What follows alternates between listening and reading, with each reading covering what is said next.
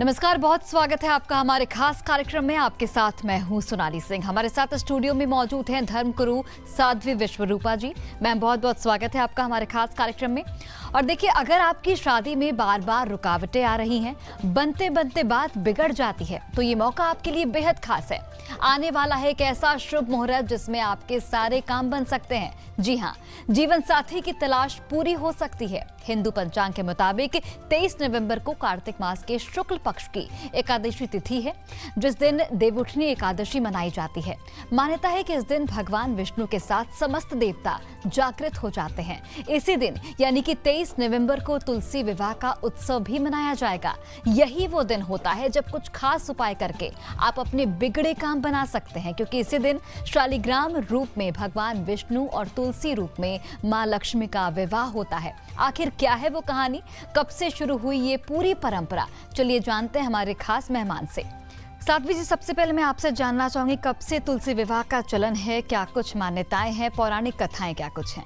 जी बिल्कुल सोनाली, जैसा कि हमारे पुराणों में लिखा गया है, नारद पुराण में ये पूरा अंकित है। वहाँ पर उसमें था एक छोटी सी कहानी बताई गई है, कथा बताई गई है कि असुरों के एक राजा होते थे जालंधर, जो बहुत ही ताकतवर थे। ऋषि मुनियों पर और नर पर, देवी देवताओं पर बहुत अत्याचार करते थे। और उनकी ताकत के पीछे का जो एक कारण था वो उनकी थी पत्नी वृंदा नाम की उनकी पत्नी थी। बहुत ही पतिव्रता स्त्री थी, बहुत ही पुण्य योग का काम करती थी। और उसी का पुण्य का जो योगदान था वो जो किसी से नहीं, जालंधर जो राक्षस था वो किसी से नहीं हारता था। वो बहुत ही अपनी शक्ति का गलत उपयोग करता था। इस सभी से परेशान होकर देवी देवता, ऋषि मुनि और जो नर थे वो नारायण के पास गए, हरि के पास गए कि हमें इस अत्याचार से बचाइए। तो हरि भगवान ने, विष्णु भगवान ने एक प्लानिंग की, उन्होंने एक सोचा कि इससे के लिए क्या किया जाए। तो हरि ने अपना वेश बदलकर जालंधर का वेश धारण कर लिया और वृंदा के पास जाकर उसे स्पर्श कर दिया, जिससे वृंदा का पतिव्रत धर्म भंग हो गया और वहां जालंधर की शक्ति क्षीण हो गई। उसी क्षीणता के कारण जालंधर मारा गया। इसी गुस्से में, इसी दुख में, इसी शोक में वृंदा ने नारायण हरि को श्राप दे दिया कि जैसे आपने मेरे पति को मुझसे दूर किया, ऐसे ही आपको भी अपनी सहभागिनी की दूरी सहन करनी होगी, भोगना होगा। तो जब सही कारण बताने पर हरि ने वृंदा को सही कारण बताया, तो वृंदा ने उन्हें श्राप से मुक्त कर दिया और जालंधर के साथ सती हो गई। जैसे ही उनकी राख ठंडी हुई, उस राख के स्थान पर एक पौधा उगाया। वह पौधा था तुलसी का पौधा। और इतने अच्छे कर्म करने के बाद वृंदा एक बहुत राक्षस जाति में होने के बावजूद वो विष्णु भगवान की बहुत आराधना करती थी, उपासना करती थी।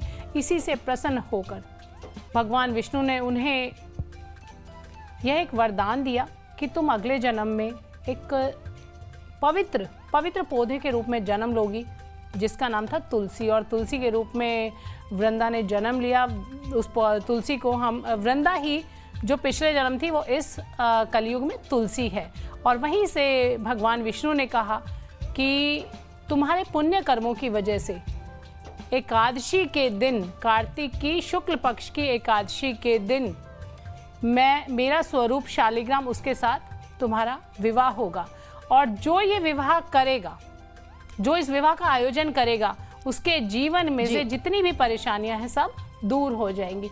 तब से ये एक प्रथा चली आ रही है कि कार्तिक मास की इस एकादशी पे जो तुलसी विवाह का आयोजन करता है, तुलसी माँ को अपने घर में रखता है, शालिग्राम की जो पूजा विधि विधान से पूजा करता है, तो उनकी वैवाहिक से लेके और पूरा जीवन की जितनी भी समस्याएं हैं दूर हो जाती है।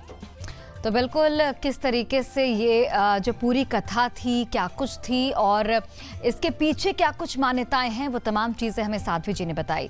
इस मौके पर कुछ खास तरीकों से भी जो माँ लक्ष्मी की पूजा अर्चना की जाती है, इसके साथ ही भगवान विष्णु को भी जो पूजा जाता है, खासतौर पर विवाह की बाधाएं दूर होती हैं, उसके लिए क्या कुछ उपाय हैं?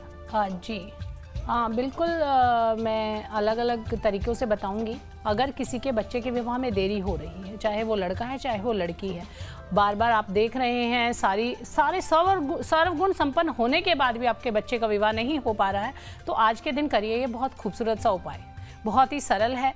आप एकादशी के दिन ब्रह्म मुहूर्त के समय उठकर स्नान आदि कर लक्ष्मी जी, तुलसी जी के पास आकर बैठ जाएं। और आप ध्यान रखिएगा, हल्दी और थोड़ा सा केसर एक पाउडर फॉर्म में एक आप कटोरी में ले सकते हैं, और उस पाउडर को मिक्स करते हुए, उस पाउडर को घुमाते हुए श्री हरि नारायण को याद करें, लक्ष्मी जी को याद करें, तुलसी माँ को प्रणाम करें और अपनी मनोकामना को बोलें। और साथ ही वहाँ घी का दीपक ज़रूर जलाएं तुलसी माँ के सामने। और जो वो दीपक आपने बनाया, जो पाउडर आपने बनाया है, जो मिक्सचर आपने बनाया है, जब आप ये बना रही हैं तो बताया मैंने कि उस वक्त अपनी मनोकामना को बोले, माँ से प्रार्थना करें, विष्णु भगवान से प्रार्थना करें कि मेरे बच्चे की जल्द से जल्द शादी हो जाए। और प्रयास करें, आपके जिस बच्चे के लिए आप ये उपाय कर रही हैं उसको अपने साथ बिठाएं।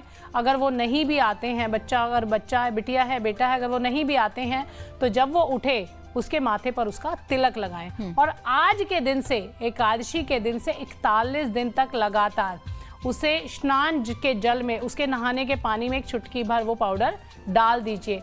निस्संदेह आप परिणाम बताने के लिए ज़रूर हमें पूछेंगे कि 41 दिन के अंदर ये शुभ कार्य हो गया, आपके बच्चे का विवाह हो गया है।